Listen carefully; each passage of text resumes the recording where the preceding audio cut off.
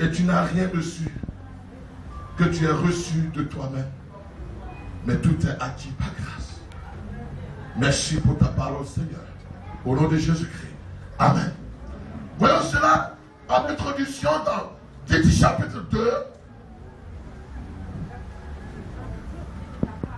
Tite chapitre 2.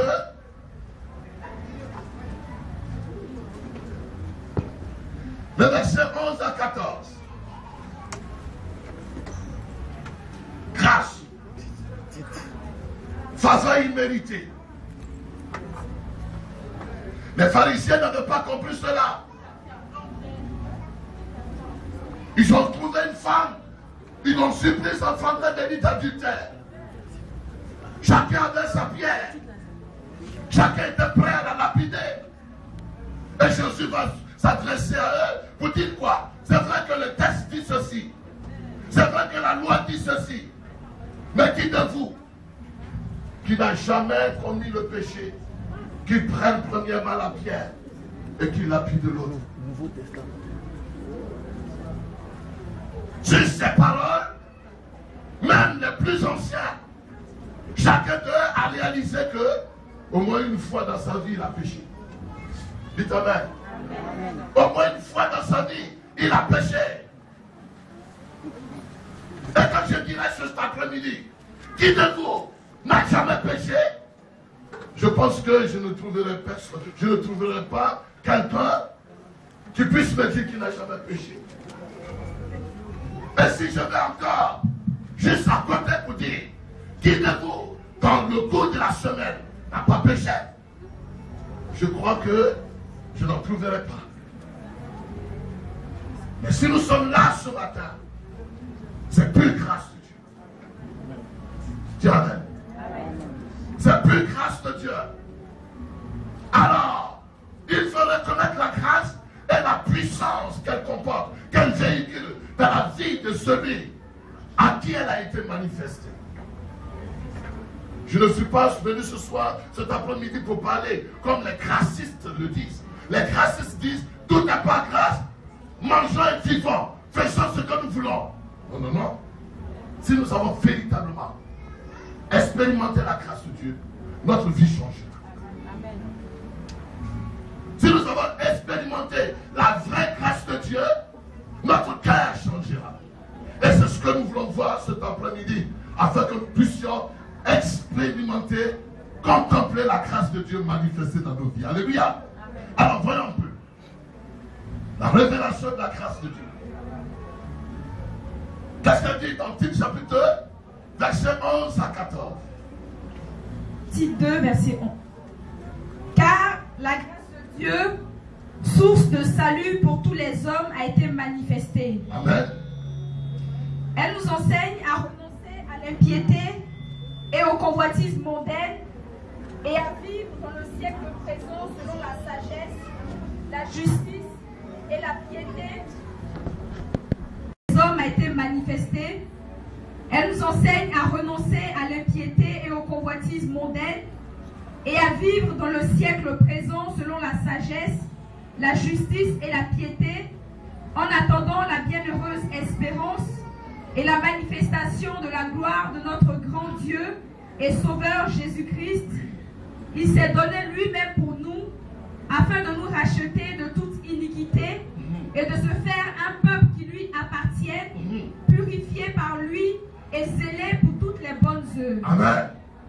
Pour que le peuple soit purifié, d'abord pour que le peuple appartienne à Dieu, pour que le peuple soit purifié, pour que le peuple soit zélé, il aurait fallu qu'il y ait quelque chose de manifesté. On ne peut pas parler de purification d'un peuple, on ne peut pas parler d'un peuple qui appartient à Dieu et qui se purifie et qui est zélé pour des bonnes œuvres, si au préalable ce peuple n'a pas expérimenté la grâce de Dieu. Est-ce qu'on se comprend? Amen. C'est celui qui a expérimenté la grâce de Dieu, la faveur de Dieu, l'action, miséricorde de Dieu, qui a expérimenté de façon il méritait la bonté de Dieu et qui a vu Dieu agir d'une manière ou d'une autre dans sa vie, c'est celui-là qui va éprouver la crainte de Dieu et va marcher dans la purification. C'est celui-là qui va réaliser que ce qu'il doit à Dieu, c'est son action de grâce, c'est son zèle pour Dieu, c'est son engagement avec Dieu, c'est sa détermination avec Dieu. Pourquoi? Parce que quand il voit de la façon dont Dieu l'a aimé, de la façon dont Dieu s'est révélé à lui, de la façon dont Dieu l'a sauvé, il ne peut que dire merci au Seigneur. N'est-ce pas? Est-ce qu'on se comprend ce matin? N'est-ce pas? Alors, cette grâce-là, l'apôtre Paul dit cela à Tite. Il dit, elle est la source du salut de tous les hommes. Elle est la source du salut de tous les hommes. Ça veut dire quoi?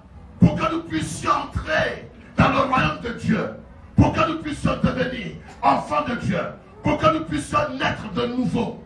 Ce n'est pas parce que nous étions le plus juste de la famille. Ce n'est pas parce que nous cherchions Dieu plus que toute autre personne. Ce n'est pas parce que nous étions forts pour résister au péché que nous sommes devenus enfants de Dieu. Mais nous avons été rachetés et sommes devenus enfants de Dieu par la grâce de Dieu. Alléluia. Tu es le produit de la grâce de Dieu. Donc prenons cela d'abord. Par définition. Tu es le produit de la grâce de Dieu. En disant ces choses, je me souviens, une fois je suis allé à l'ambassade de la France en Côte d'Ivoire. J'avais un bon salaire, j'avais un bon bulletin de paye, ma fiche de sécurité sociale, dans CNPS. J'étais très bien habillé. Et ce jour-là, je me suis rendu à l'ambassade de la Côte d'Ivoire, de la France en Côte d'Ivoire. Il dit, oh, de toute façon, même si je suis dans le rang, à mon tour, on me prendra. Quand on voit un tel bulletin de salaire, quand on voit un tel monsieur, le travail que je fais, mon emploi, personne ne saurait me refuser le visa. Donc je suis allé de façon hautaine à l'ambassade. Parce que, humainement parlant, je remplissais toutes les conditions pour qu'on puisse me donner le visa. Il y avait d'autres personnes devant moi, une personne âgée devant moi qui ne savait pas s'exprimer. Il dit, mais qu'est-ce qu'elle fait? Ce n'est pas des gens comme ça dont on a besoin en France. C'est nous les intellectuels. On va aller en France pour représenter la Côte d'Ivoire dignement. Alors j'avais les mains dans la poche et je suis arrivé à mon tour. Ils ont regardé mon dossier. On dit passer l'après-midi. Madame, passez l'après-midi. À ma grande surprise, celle que j'avais méprisée, elle a eu son visa sans difficulté. Et moi, on m'a posé un refus. Mais pourquoi cela? C'était le fruit de la grâce de Dieu. Amen. Dis amen. Donc si tu es ici, c'est la grâce de Dieu. Si tu as quelque position, c'est la grâce de Dieu. Tu n'as rien de plus que les autres, c'est la plus grâce de Dieu. Donc si nous sommes dans la relation avec Christ, cette relation est le produit de la grâce de Dieu qui a été manifestée pour nous. Est-ce que tu le reconnais ce soir? Je veux qu'on comprenne le premier point avant que je n'avance. C'est la grâce de Dieu. Sauvé par grâce, marchant avec Christ par grâce, enlevé par grâce, plaisant à Dieu par grâce. Tout est par grâce. Tout est par grâce. Marié par la grâce de Dieu. Béni même par la grâce de Dieu. Tout est par grâce. Bien portant par la grâce de Dieu. Plusieurs jeunes peuvent me rendre témoignage que lorsque nous on était jeunes, tellement qu'on a couru les femmes, quelques-uns sont restés dedans jusqu'à ce jour et ils seront condamnés pour l'éternité quand ils vont mourir dans cette condition. Mais toi, tu as été racheté